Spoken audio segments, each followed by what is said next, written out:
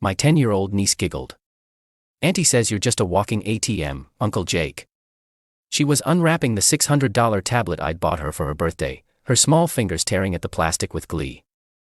The room buzzed with the noise of 30 relatives. Cousins, aunts, uncles, my parents. All crammed into my sister's suburban living room in Columbus, Ohio. Laughter erupted, sharp and careless, like a spark catching dry grass. I stood there, frozen. A plastic smile plastered on my face, the kind I'd worn for years. My sister, Rachel, didn't even look up from her phone. She just smirked, her manicured nails tapping the screen, as if she'd won some silent bet. Mom was in the kitchen, fussing over a tray of cupcakes. Her back turned but her silence loud enough to sting. Dad, nursing a beer on the recliner, chuckled low. Well, kid's not wrong, he muttered, raising his bottle in a mock toast. The room laughed again. My cousin Tim, who I'd lent $2,000 last year, grinned wide. Aunt Linda, whose car repairs I'd covered, snorted into her wine glass. Even the neighbors, who barely knew me beyond these annual gatherings, joined in. The air felt thick, suffocating, like I was drowning in their amusement. Thanks for the tablet, Uncle Jake. My niece Lily chirped, already engrossed in the screen's glow, her words as light as if she hadn't just gutted me. I nodded because that's what I did. I nodded, I paid, I fixed. Always the dependable one, the one who never said no. Rachel finally glanced up, her eyes meeting mine for a split second. There it was, a flicker of smug satisfaction, like she'd been waiting for me to just stand there, swallowing the humiliation. All right, everyone, let's do cake. Mom's voice cut through, bright and oblivious, sweeping the moment under the rug. The crowd shuffled toward the dining room, where a lopsided chocolate cake sat, its candles unlit but already mocking me. I stayed back, leaning against the wall, my hands stuffed in my pockets. My pulse hammered, too loud in my ears, my face too warm. The room spun with their voices, their laughter, their careless joy. I was there, but I wasn't. I was the guy who paid for the cake, the tablet, the rent, the car repairs, but to them I was nothing more than a punchline. I didn't say anything. I just watched as they lit the candles, as Lily made her wish, as Rachel beamed like she'd raised a comedy genius. But beneath the hurt, something else stirred. Something cold, something final. My fingers brushed the phone in my pocket. One swipe, one tap, and I could end it. Every autopay, every bill, every subscription I'd set up for them, Rachel's mortgage, Dad's credit card debt, Mom's phone plan. I could shut it all down. My hand moved before my brain caught up, muscle memory kicking in. 2 taps. Done. The accounts were frozen, the payments stopped. Gone. The room didn't notice. They were too busy singing, clapping, shoving cake into their mouths. I slipped out the back door, the Ohio evening cool against my skin. No one saw me leave. Of course they didn't. Lily's words echoed in my head. A walking ATM. She wasn't wrong. Not until now. I didn't go home right away. My apartment was 20 minutes away. A small one-bedroom in Columbus I'd rented to stay close to them. Instead, I drove to a gas station, bought a coffee I didn't drink, sat in my car, staring at the dashboard. The weight of it all pressed down, years of bailing them out, of being the good son, the reliable brother. I'd paid off Rachel's credit card when she lost her job. I'd covered Dad's gambling debts when he swore he'd quit. I'd even paid for Mom's cataract surgery when her insurance wouldn't. And for what? To be laughed at like some fool who didn't know his place. I thought about the years I'd spent trying to earn their approval. The late nights balancing their budgets while mine teetered. The weekends I'd skipped with friends to drive Mom to doctor's appointments or fix Rachel's leaky sink. I wasn't their brother, their son. I was their safety net, their fallback plan. And they'd laughed at me for it. By the time I got home, the decision was made. I wasn't just cutting the money. I was cutting them out. All of them. I grabbed a notebook from my desk, an old leather-bound one I'd used for budgeting.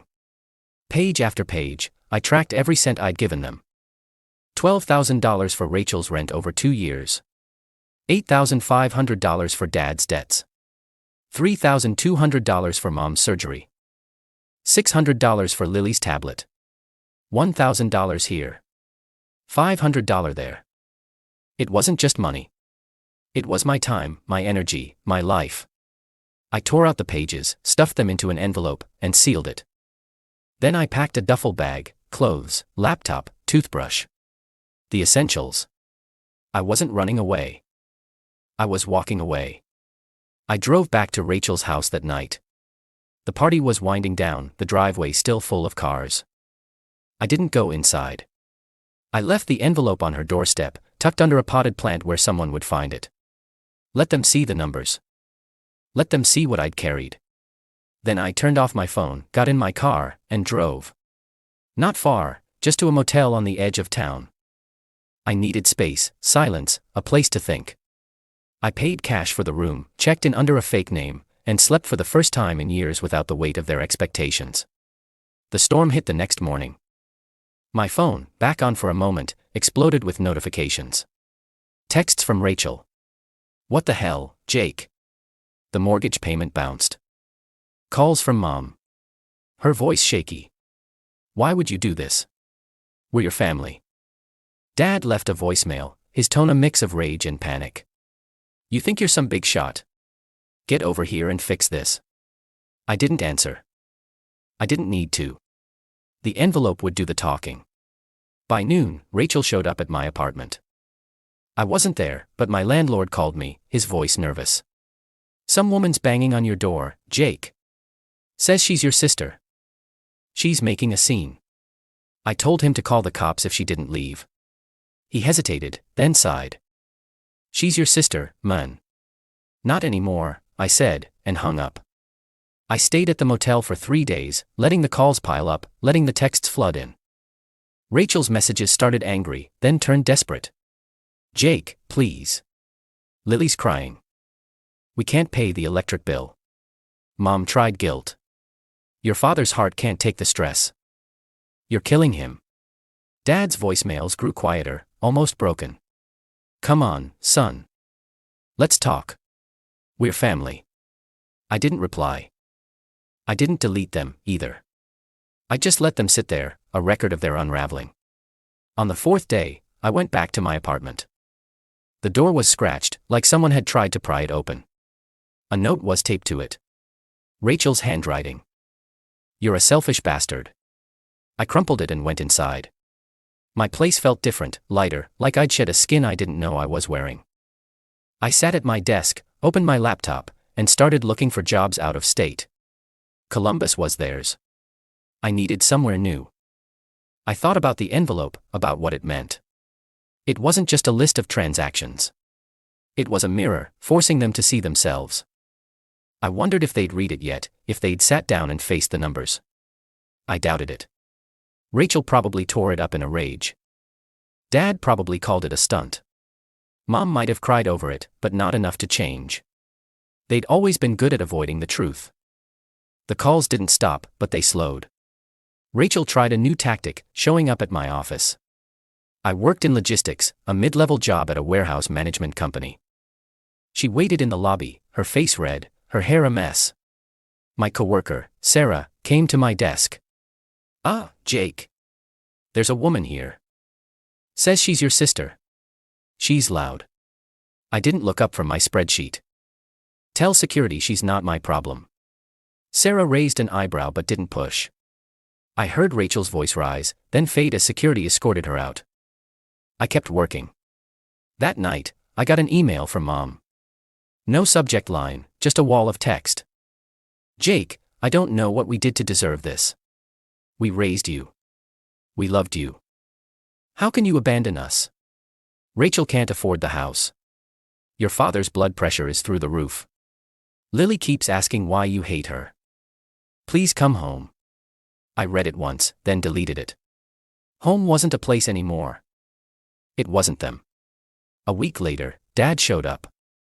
I was leaving my apartment, keys in hand, when I saw him leaning against his truck in the parking lot. His face was haggard, his eyes bloodshot. He looked smaller, like the anger that usually propped him up had leaked out. Jake, he said, his voice low. We need to talk. There's nothing to say. I replied, locking my door. He stepped closer, his hands shaking. You think you can just cut us off? After everything we did for you? His voice cracked, not with rage but with something else. Fear. Maybe. You owe us. I paid my debts, I said, meeting his eyes. Check the envelope. He flinched like I'd slapped him. You think you're better than us? You think you can just walk away? I already did. I stepped past him, heading for my car. He grabbed my arm, his grip weak. Desperate.